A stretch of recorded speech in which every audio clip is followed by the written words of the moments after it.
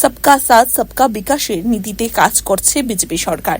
দেশের প্রধানমন্ত্রী নরেন্দ্র মোদীর নেতৃত্বে নতুন ভারতের সূচনা হয়েছে। সেখানে জাতি ধর্ম নির্বিশেষে সকল অংশের মানুষকে নিয়ে নতুন ভারত নির্মাণ হবে। বিজেপি দলের সংখ্যালঘু মোর্চার এক অনুষ্ঠানে এমনটাই দাবি করেন প্রদেশ বিজেপি সভাপতি রাজীব ভট্টাচার্য। সোমবার আগরতলায় দলের রাজ্য কার্যালয়ে doctor Abul Kalam start up youth award 2.0 রাজ্যভিত্তিক পুরস্কার বিতরণী অনুষ্ঠানের আয়োজন করে সংখ্যালঘু মোর্চা। মাইনরিটি স্টার্ট আপ ইন্ডিয়া প্রকল্পের রাজ্যের ভালো এন্টারপ্রেনার যারা হয়েছে তাদের একজনকে দিল্লিতে এক অনুষ্ঠানে পুরস্কৃত করা হয়, অন্যদের সার্টিফিকেট প্রদান করা হয়েছে। রাজ্যের এই এন্টারপ্রেনারদের সম্মান জানাতে বিজেপি এদিন এই অনুষ্ঠানের আয়োজন করে। অনুষ্ঠানে বিজেপি সংখ্যালঘু মোর্চার সকল নেতৃত্ব উপস্থিত ছিলেন মাইনরিটি স্টার্ট আপ ইন্ডিয়া প্রকল্পের রাজ্যের বাছাইকৃত এন্টারপ্রেনাররা। এদিন এক প্রতিক্রিয়ায় প্রদেশ বিজেপি সভাপতি বলেন, দেশের প্রধানমন্ত্রী নরেন্দ্র মোদীর নেতৃত্বে নতুন ভারতের সূচনা হয়েছে আর সবকা সাথ সবকা বিকাশের নীতিতে কাজ করছে বিজেপি সরকার। এখানে জাতি ধর্ম নির্বিশেষে সকল অংশের মানুষ রয়েছে।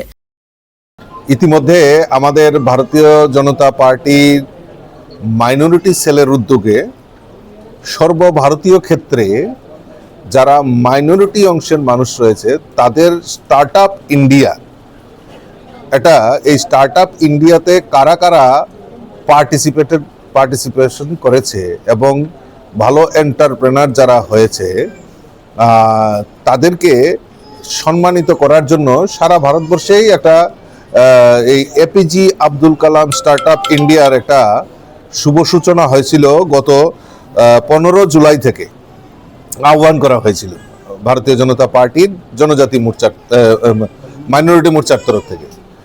তো আমাদের এই রাজ্যেও অসংখ্য যারা স্টার্ট আপ ইন্ডিয়ার মাধ্যমে আমাদের যারা নতুন করে মাইনরিটি অংশের মানুষ যারা বিজনেসের সঙ্গে এন্টারপ্রেনার হয়েছেন, সংযুক্ত হয়েছেন, তো তাদের সমস্ত কিছু বায়োডাটা পাঠানোর পর আমাদের সর্বভারতীয় ক্ষেত্রে সেখানে সেগুলি নির্বাচিত হয় এবং সেখানে দেখা যায় যে আমাদের ত্রিপুরা রাজ্যের একজন এন্টারপ্রেনারকে সেখানে সম্মানিত করা হয়েছে এবং যারা পার্টিসিপেট করেছে তাদেরকে সার্টিফিকেট প্রদান করা হয়েছে। তো তারই অঙ্গ হিসাবে আজকে আমরা আমাদের মাইনরিটি মোর্চার তরফ থেকে আমাদের যারা এন্টারপ্রেনার এবং যারা এই স্টার্ট আপ ইন্ডিয়ার সঙ্গে APG Abdul Kalam start up ইন্ডিয়ার সঙ্গে যারা সংযুক্ত হয়েছেন তাদেরকে সম্মান জানানোর জন্য আজকে একটি বিশেষ অনুষ্ঠানের আয়োজন করা হয়েছে। Bureau report, CNE TV.